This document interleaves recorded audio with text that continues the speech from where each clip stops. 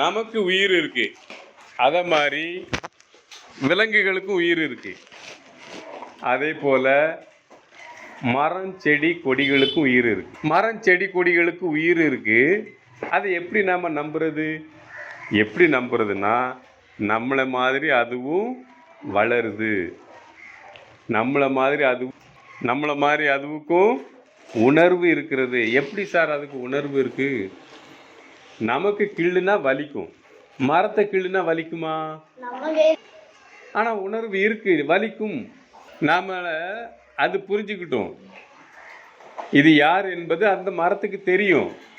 நீ டெய்லி மரத்துக்கு தண்ணி ஊற்றுனா, நீ டெய்லி ஒரு செடிக்கு தண்ணி ஊற்றுனா, உனக்கு எப்படி அந்த செடி மேலே அன்பு இருக்கிறதோ அதை போல அந்த செடிக்கும் உன்மேல் அன்பு இருக்கிறது. அந்த செடிக்கும் உன்னை தெரியும், அந்த மரத்துக்கும் உன்னை தெரியும் நீ யார் என்று. ஆச்சரியமாக இருக்கும். ஆச்சரியமாக இருக்கா? நம்ப முடியுதா? நம்பித்தான் ஆகணும். எடுத்துக்காட்டு இருக்கு. ஜெகதீஷ் சந்திர போஸ் கேள்விப்பட்டிருக்கியா? ஜெகதீஷ் சந்திர போஸ். நேதாஜி சுபாஷ் சந்திர போஸ் கேள்விப்பட்டிருப்போம். அவர் இந்திய தேசிய இராணுவத்தை அமைத்தவர். ஆனால் இந்த சந்திரபோஸ் யாரு? ஜெகதீஷ் சந்திர போஸ் யாரு? இவர் உயிரியல் ஆய்வாளர். இவர் மரம் செடி கொடிகளை பற்றிய ஆய்வை மேற்கொண்டவர் ஜெகதீஷ் சந்திர போஸ்.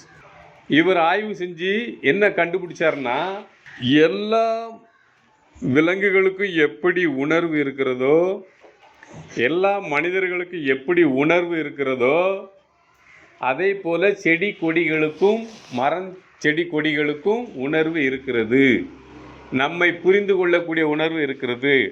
நம்ம யார் என்று அந்த செடிகளுக்கு தெரியும். அது கோடை காலத்தில் இப்போ இலையை உதிர்க்குது, அப்புறம் நல்லா தண்ணி விட்ட உடனே நல்லா செழிப்பாக வளருது, அப்புறம் உனக்கு மாம்பழம் தருது. எப்படி தரும்? உயிரெல்லாம் எப்படி தரும்? எல்லா மரம் செடி கொடிகளும் உயிரோடு இருக்கிறது. அது சாதாரண விஷயம், எல்லாத்துக்கும் தெரிஞ்சது. ஏன்னா அது வளருது, இலையை உதிர்க்குது, பழங்கள் தருது, கனிகள் தருது, காய்கறிகள் தருது, மூலிகைகள் தருது. அது நம்ம சாப்பிட்டோம்னா நமக்கு உற்சாகம் வருது. நம்ம எந்தூசியாசம் டு ஒர்க், நமக்கு இன்னும் உற்சாகம் கொடுக்குது. ஆனால் அதுக்கு உயிர் இருக்குங்கிறது நமக்கு தெரிஞ்சும். மரம் செடி கொடிகளுக்கு உயிர் இருக்குங்கிறது நமக்கு தெரியும். ஆனால் அதுக்கு உணர்வு இருக்கிறதா, அது தெரியுமா? அதைத்தான் கண்டுபிடிச்சது யார்? ஜெகதீஷ் சந்திர போஸ். ஜெகதீஷ் சந்திர போஸ் அதை நிரூபித்து காட்டினார்.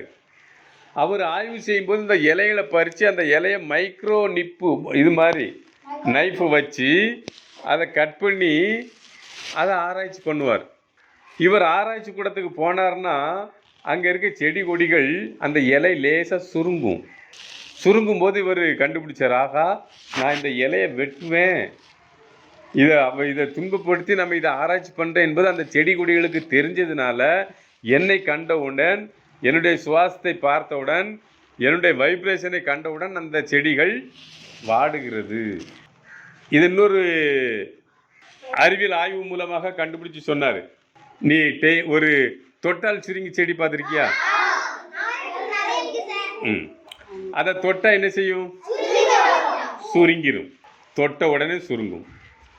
நீ ஒரு தொட்டால் சுருங்கி செடியை ஒரு இதில் வள, வீட்டில் வள, கொண்டாந்து வள, எதில்? ஒரு சட்டியில் அல்லது ஒரு பெரிய அந்த தொட்டியில் வச்சு ஒரு செடியை கொண்டாந்து நீ அதில் வீட்டில் வள.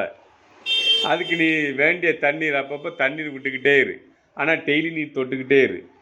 முதல்ல கொஞ்ச நாளைக்கு நீ தொடும்போதெல்லாம் அது சுருங்கும்.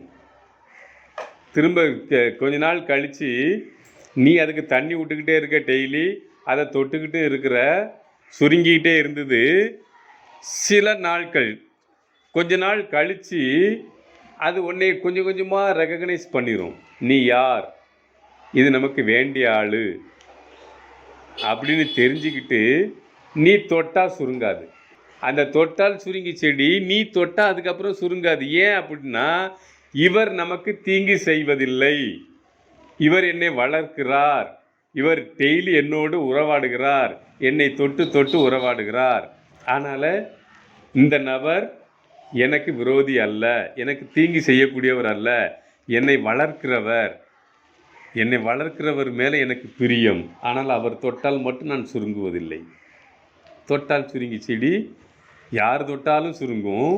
உங்கள் வீட்டில் மற்றவங்க தொட்டால் சுருங்கும்.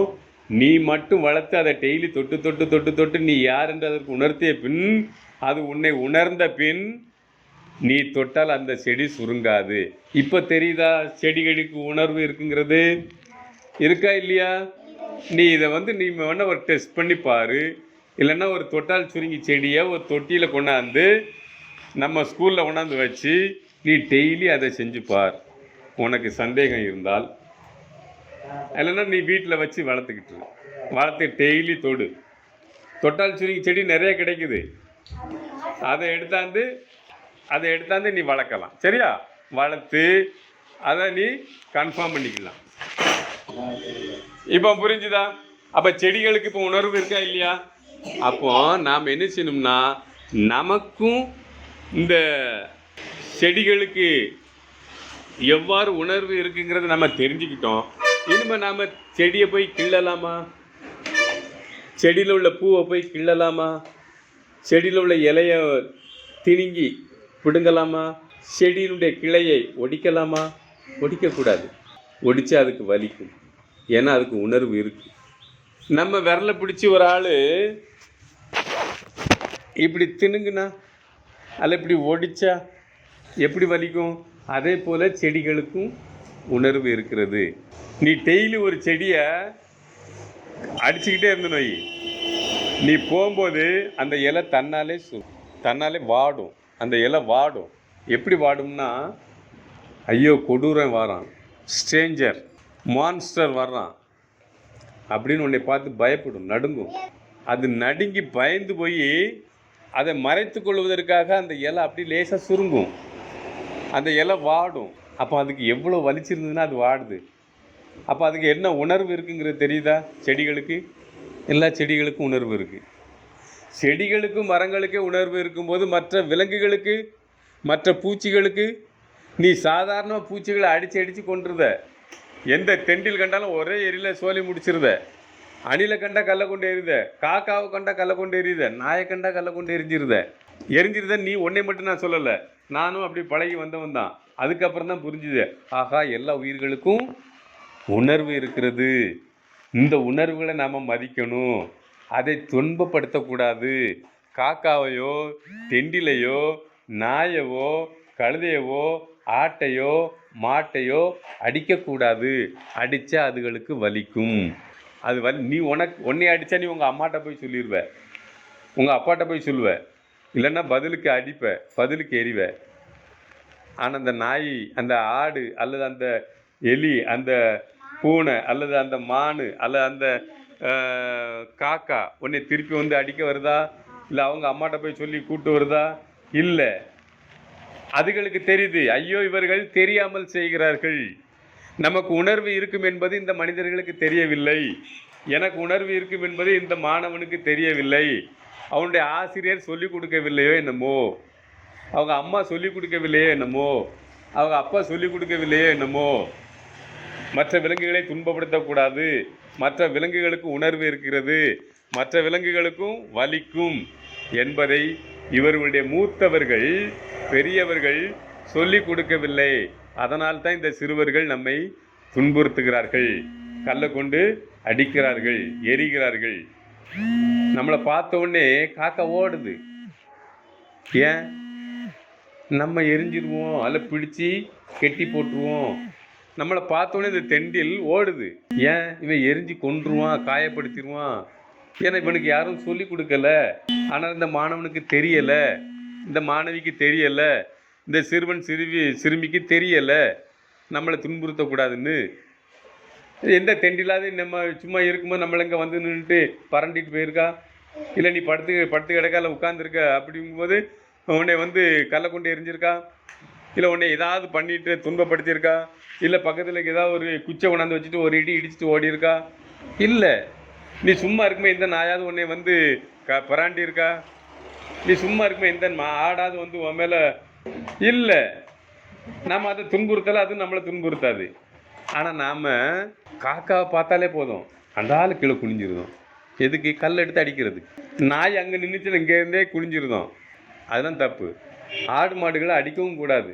அது எப்படி வளர்க்கணுமோ அதுக்கு முறைப்படி தான் வளர்க்கணும் ஆடு மாடுகளை. அது வந்து வீட்டு விலங்குகள். நாம் இதெல்லாம் தெரியாமல், இதெல்லாம் உனக்கு இப்போ தெரிஞ்சு போச்சு. ஆடு மாடுகளுக்கு உயிர் இருக்குது, அதே போல் மரம் செடி கொடிகளுக்கும் உயிர் இருக்குது. அந்த உயிர்களை துன்புறுத்தக்கூடாது. அவைகளுக்கு உணர்வு இருக்கிறது. அந்த இலையவோ கிளையவோ ஒடித்தால் அதற்கு வலிக்கும் என்ற உணர்வு அதுக்கு இருக்கிறது அப்படின்னு நீ இப்போ புரிஞ்சுக்கிட்ட. இனிமேல் எப்போது நீ நாயை கண்டா கல் எடுப்பியா? காக்காவை கண்ட கல் எடுப்பியா? குருவியை கண்டா பிடிச்சி அடிக்கணும்னு நினைப்பியா? காக்கா முட்டையவோ கிளி முட்டையவோ எடுத்தாந்து உடைப்பியா?